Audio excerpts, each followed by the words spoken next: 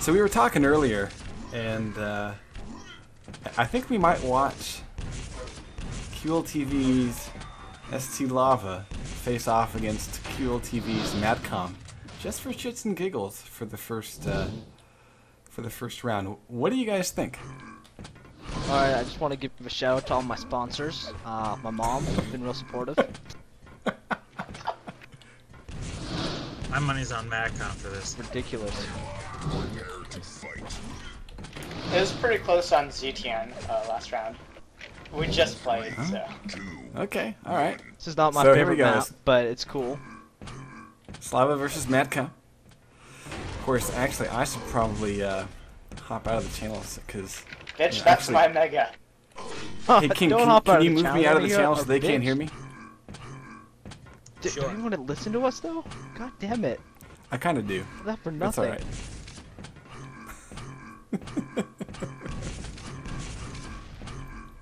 Alright. So I'm just going to guess that I'm out of the channel here. Alright. Yep. So we're going to watch Madcom and Slava, and they faced each other a little bit. Although Madcom is in the worst way. Slava's chasing down with a lightning gun, and he will get first blood.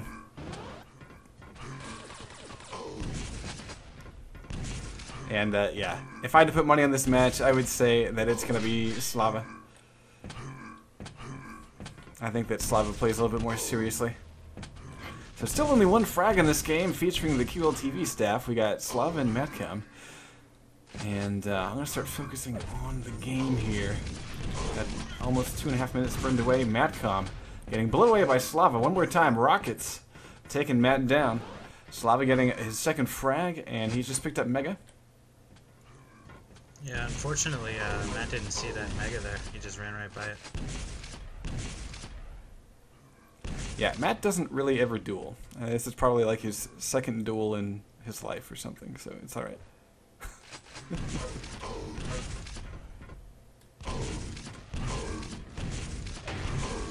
As we can see by SG the, right there.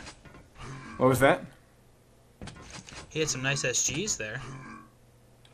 Yeah, but, you know, going up that jump pad, he should have been dead a long time ago. So at this point, what I'm noticing is that, you know, for you think that these guys had never ever heard of our shoutcasts. Because, I mean, I realize they're just playing for fun, but I mean, they're leaving items all over the place. There's really no tight timing of anything here.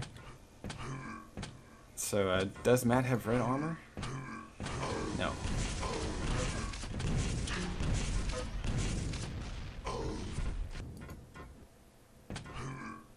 Yeah, that red's For been anyone sitting there tuning for a while. in and watching, this is what not to do during a duel.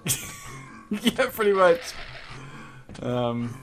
Usually when we play one of these things, we've got, you know, one player that kind of knows what's going up, you know, what's going on, and at this point, these guys don't really time anything.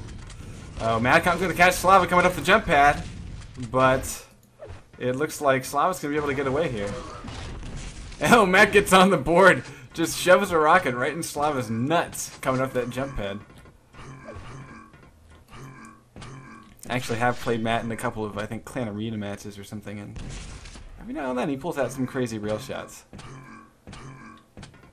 Like, they're always the shots that you don't expect him to make. Matt's hurting here, and Slava is just a little bit off on his rocket shot. Slava's going to maintain control of the Mega.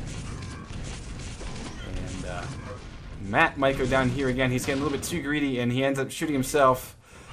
Caught on camera. I kind of wish I was in Vent to hear that one. Slava's laughing in text, so you know he's laughing on Vent. Madcom's got a chance here. Does he, if he has a railgun, he doesn't. He's able to hit Slava. Slava tries to jump back to one of the pillars. But it looks like Slava's going to switch up to the shotgun. That's a nice choice in those close quarters. And Slava gets the 6th frag. Matt's coming out strong here, but Slava has enough to survive this if his aim was on. There it is. And Matt being very telegraphed here. That's going to be a frag for Slava. What's really kind of dismaying here is that Madcom played Quake Wars. And I would expect his strafe jumping to be a little bit better than this. He doesn't have a very good circle start. Although, you know, now that I think about it, hang on a second. Matt's been playing a lot of Counter-Strike. Now that I recall that he's actually been developing a map for Counter-Strike, and I think it really shows. And that'll be the end of it. The end score is 9-0 for Sam Lava. We're going to start off watching Facebreaker against Van Skater. Facebreaker getting yellow armor and going to get a second one. He's going to get a little bit of a rocket, but he lines up LG quite well against Van and gets first blood in the first about 5 seconds of that matchup. And right now he has himself a very solid stack, Mega, and about 85 armor. And we're going to see armor respawns in the center there. If we hop over, we take a look. Van, yeah, I was going to say, should be able to back up into that armor. He does so. And he's got a 150 stack. Facebreaker is waiting on Mega. He's got another couple of seconds before that's going to pop up.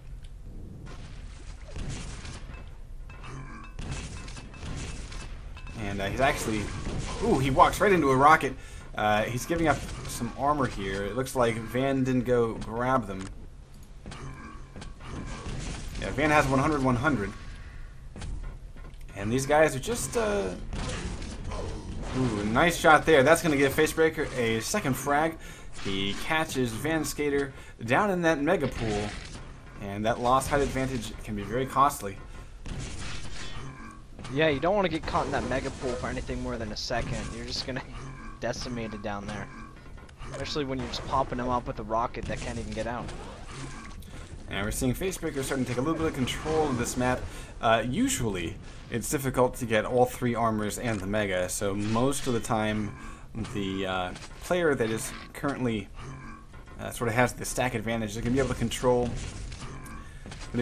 Mega and 2 of those armors, and that's going to give at least one of the yellows to their opponent. If we go and take a look, we've got Van Skater at 100, although we got Facebreaker at about 169 and 200. So Facebreaker definitely a lot better off here. Although he's a bit of rocket right now.